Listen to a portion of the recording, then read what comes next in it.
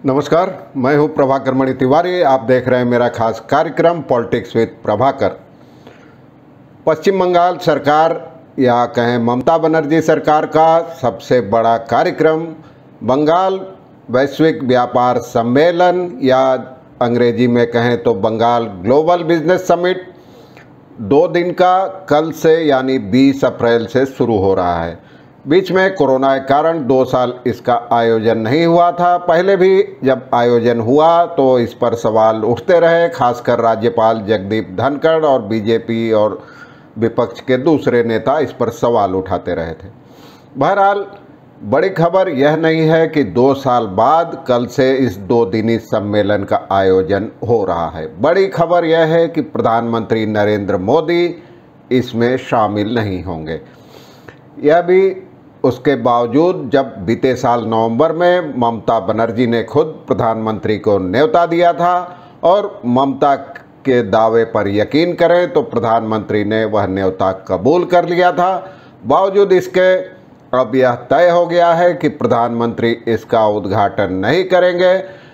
हालांकि पहले वे कर चुके हैं एक बार, अब प्रधानमंत्री क्यों नहीं आ रहे हैं, इस पर अटकलों का बाजार गर्म हो गया है। तरह तरह की बातें कही जा रही है।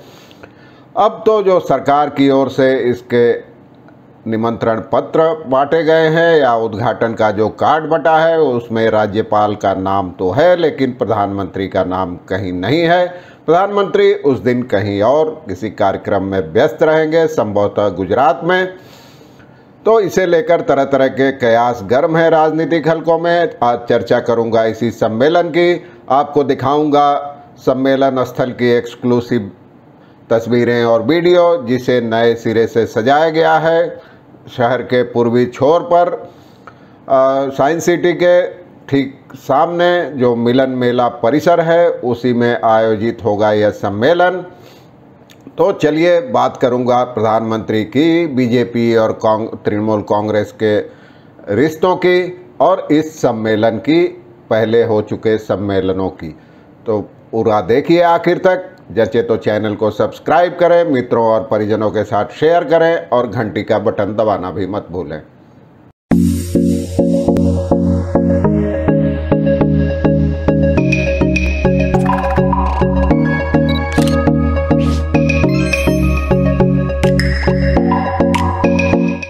मैंने आपको बताया कि 20-21 अप्रैल को बंगाल विश्व व्यापार सम्मेलन आयोजित किया जाएगा।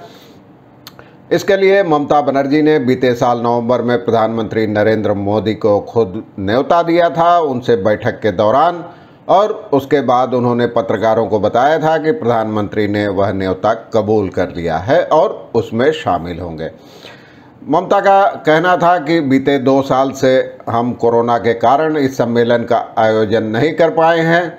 बंगाल उद्योगों और निवेश के लिए सबसे मुफीद राज्य है देश में। उन्होंने एक जो मैंने आपको बताया मिलन मेला परिसर में अस्थायी प्रदर्शनी केंद्र का उद्घाटन किया था, उसी मौके पर कहा था। इससे पहले 2019 में इस सम्मेलन में 4000 से ज़्यादा प्रतिनिधि शामिल हुए थे। इनमें 35 देशों के 450 प्रतिनिधि भी शामिल थे। इससे पहले 5 बार इसका आयोजन हो चुका है और राज्य सरकार के आंकड़ों के मुताबिक इसमें 12,35,578 करोड़ के निवेश पर समझौते हुए थे। हालांकि राज्यपाल जगदीप धनखड़ समय समय पर इस सम्मेलन के आयोजन, इस पर होने वाले खर्च और इससे आने वाले निवेश पर सवाल उठाते रहे हैं। विपक्षी राजनीतिक दल भी इस पर व्हाइट पेपर जारी करने की यानी श्वेत पत्र जारी करने की मांग करते रहे हैं। उन्होंने वित्त मंत्री से भी इस पर, राज्यपाल ने वित्त मंत्री तत्कालीन अमित मित्र, उनसे इस पर श्वेत पत्र जारी करने की मांग की थी, लेकिन ऐसा कुछ नहीं हुआ। इस पर विवाद हो रहा है। एक सरकारी अधिकारी का कहना था कि इस बार इंग्लैंड से काफ़ी कुछ बड़ा एक डेलीगेशन आने की उम्मीद है।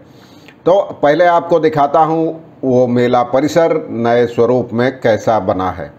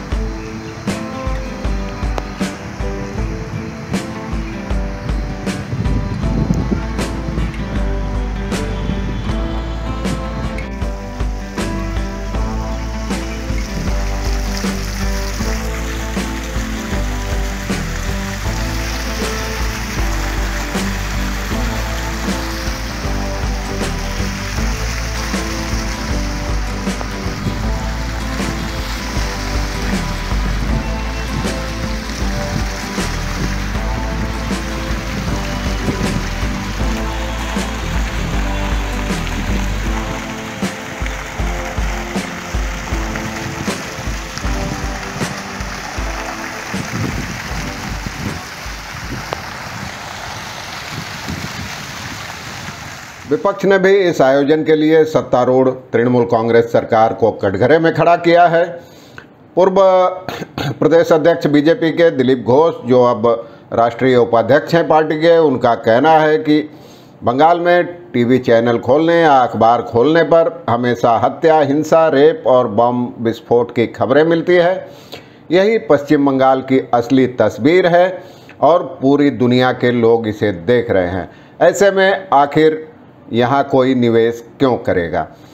जहाँ तक दूसरी ओर प्रधानमंत्री के सम्मेलन में आने की बात थी, इस पर कोई कुछ नहीं कह रहा है। तृणमूल कांग्रेस या ममता बनर्जी ने भी अभी इस पर कुछ नहीं कहा है, लेकिन यह तय है कि अब वे नहीं आएंगे और सरकार की ओर से इस पर कोई बयान नहीं जारी किया गया है। बीजेपी के प्रदेश अध्यक्ष सुकांत मजूमदार या पूर्व अध्यक्ष दिलीप घोष ने कहा है कि प्रधानमंत्री का आना कोई तय नहीं था। प्रधानमंत्री को ममता बनर्जी ने न्योता भले दिया था, लेकिन आधिकारिक रूप से उन्होंने इसे कबूल नहीं किया था। सुकांत मजूमदार का कहना था कि इस बारे में हम कुछ नहीं कह सकते। प्रधानमंत्री दफ्तर की ओर से सरकार को इसकी सूचना दे दी गई होगी और ऐसे सम्मेलन पहले भी हो चुके हैं जिनमें काफ़ी भारी भरकम खर्च होता है, लेकिन आज तक कोई निवेश राज्य में नहीं आया। इसलिए प्रधानमंत्री के लिए ऐसे सम्मेलन में शामिल होने की कोई वजह नहीं थी। तो प्रधानमंत्री उसी समय आते अगर सम्मेलन का कोई फ़ायदा नज़र आया होता। अब तक जो सम्मेलन पहले हो चुके हैं। दिलीप घोष का कहना था कि ममता ने मुलाकात ज़रूर की थी, उनको न्योता भी दिया था, लेकिन प्रधानमंत्री ने ऑफिशियली कभी यह नहीं कहा कि वे सम्मेलन का उद्घाटन करने जाएंगे और कार्ड में उनका नाम नहीं है। इससे साफ है कि प्रधानमंत्री दफ्तर की ओर से राज्य सरकार को आधिकारिक तौर पर इसकी सूचना दे दी गई होगी कि मोदी इस कार्यक्रम में शामिल नहीं होंगे। उनका कहना था कि न्योता तो कोई भी किसी को दे सकता है, लेकिन शामिल होना नहीं होना उस व्यक्ति पर निर्भर है जिसे न्योता दिया गया है। और आखिर बंगाल में पहले के सम्मेलनों से कितना निवेश आया है, इस पर श्वेत पत्र जारी होना चाहिए ताकि आम लोगों को भी पता लगे कि करोड़ों के खर्च से होने वाले ऐसे सम्मेलन एक पिकनिक के अलावा कुछ नहीं है। पूर्व प्रदेश कांग्रेस अध्यक्ष अधीर चौधरी ने भी पहले भी इसकी आलोचना की थी, इसे एक पिकनिक करार दिया था। बहरहाल कुल मिलाकर सम्मेलन का आयोजन 2 साल बाद हो रहा है कल से। इसमें कितना निवेश आएगा या सरकार क्या दावे करेगी, यह तो सम्मेलन के आखिरी दिन पता चलेगा। लेकिन प्रधानमंत्री के नहीं आने से इसकी चमक कुछ कम तो हो ही गई है और सरकार की ओर से कोई साफ सूचना इसके बारे में नहीं दी गई है। तो इस बारे में अटकलों, अफवाहों, कयासों का बाजार गर्म है। चलिए सम्मेलन के बाद आपको बताऊंगा कि आखिर इससे कितना निवेश आया। आज के लिए इतना ही। धन्यवाद। नमस्कार।